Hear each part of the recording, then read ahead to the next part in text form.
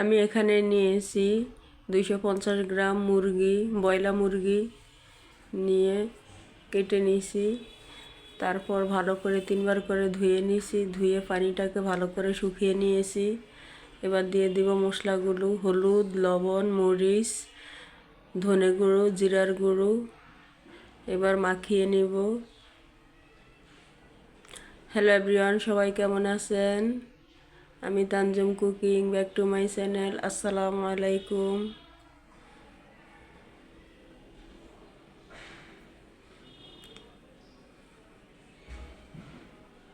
এবার দিয়ে দিব আদা রসুন বাটা,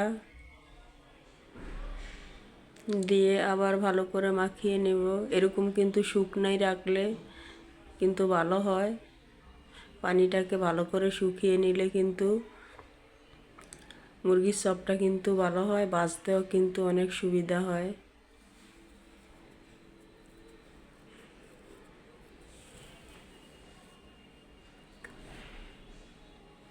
মাখানো শেষ, রেখে দিব 10 মিনিটের জন্য রেস্টে।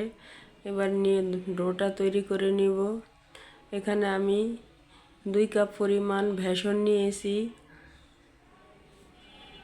বেসনের সাথে কিন্তু আর কিছুই নিব না। আপনারা চাইলে এখানে আটা বা ময়দাটাও অ্যাড করতে পারেন।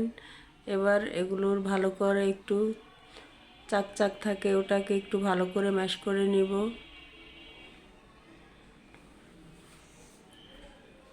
এবার দিয়ে দিব স্বাদমতো লবণ, একটু মরিচের গুঁড়া, দিয়ে দিব বেকিং সোডা, যেটাকে খাওয়ার সোডা বলে। মরিচের গুঁড়াটা দিয়েছি যাতে কালারটা সুন্দর হয়, এই জন্য। এবার এগুলোকে একটি চামচের সাহায্যে ভালো করে অ্যাড করে নিব। আপনারা চাইলে হাত দিয়েও কিন্তু অ্যাড করে নিতে পারেন।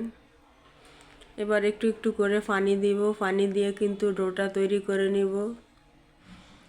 যারা যারা আমার রান্নাগুলি দেখে আমার চ্যানেলটিকে সাবস্ক্রাইব করে আমার পাশে আছেন, তাদেরকে জানাই অসংখ্য ধন্যবাদ। আমার পক্ষ থেকে আপনাদের জন্য আছে অসংখ্য ভালোবাসা, অসংখ্য দোয়া।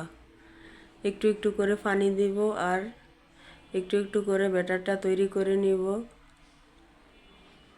যারা যারা আমার রান্নাগুলি দেখেন কিন্তু আমার চ্যানেলটিকে সাবস্ক্রাইব করে আমার পাশে থাকেন না, প্লিজ আমার চ্যানেলটিকে সাবস্ক্রাইব করে আমার পাশে থাকবেন। এই যে ব্যাটারটা তৈরি হয়ে গিয়েছে। লাইক, কমেন্ট, শেয়ার করে দিবেন। আপনারা কিন্তু আমার রান্নাগুলি দেখেন ঠিকই, কিন্তু লাইক দিতে ভুলে যান। আমার রান্নাগুলি যদি আপনাদের কাছে একটুও ভালো লেগে থাকে তাহলে কিন্তু একটি লাইক দিতেই হবে। একটি লাইক কিন্তু দিয়ে দিবেন, কমেন্ট করবেন, শেয়ার করবেন। ব্যাটারটা তৈরি হয়ে গিয়েছে। রান্নাঘরে চলে আসলাম। এক চুলায় একটি কড়াই বসিয়ে পরিমাণ মতো তেল দিয়ে দিব। তেলটাকে গরম হতে দিব।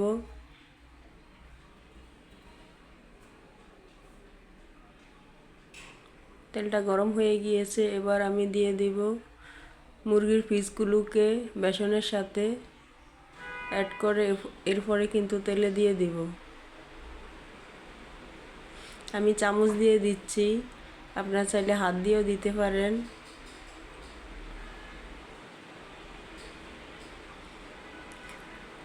সবাইকে জানাই রমাদান আল মোবারকের অনেক শুভেচ্ছা। রমজান মাসে তো মুরগির চপ খেতেই হয়। মুরগির চপ, আলুর চপ, এগুলো না থাকলে তো ইফতারে ভালো লাগে না, তাই এগুলোকে বানিয়ে নিতে হয়। আমি একদম সহজ করে বানিয়ে দেখিয়ে দিয়েছি। আমি কিন্তু বাসায় সব সময় এরকমভাবেই বানাই, আর অন্য কোনো বাড়তি মশলা অ্যাড করি নাই। আপনারা চাইলে বাড়তি মশলাটাও অ্যাড করতে পারেন। আমি কিন্তু কখনো কোনো সময় বাড়তি কোনো মশলা অ্যাড করে থাকি না, এজন্য অন্য কোনো মশলাটাই দেইনি।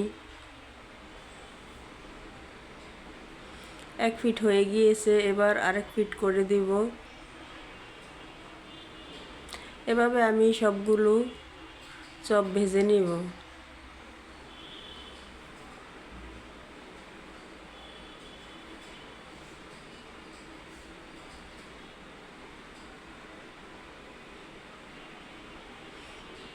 মাশাল্লাহ রান্না করতে পারি কিন্তু অনেক সুন্দর করে, কিন্তু কথাটা বলতে গেলে সব কিছু ভুলে যাই।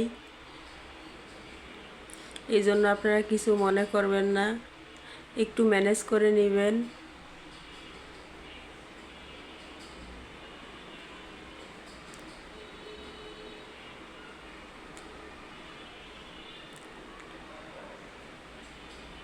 এগুলো কিন্তু হয়ে গিয়েছে, এখন তুলে নিব।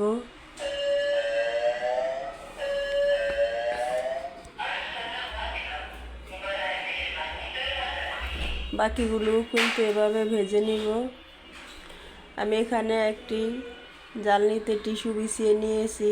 টিস্যুটাই কিন্তু তেলটা টেনে নেবে, এতে কিন্তু সবটা খেতে অনেক মজা হবে। তাই আমার রান্নাটি ছিল আজ এই পর্যন্তই। আগামী অন্য কোনো রান্না নিয়ে আপনাদের সাথে দেখা হবে। সেই পর্যন্ত সবাই ভালো থাকবেন, সুস্থ থাকবেন। আল্লাহ হাফেজ।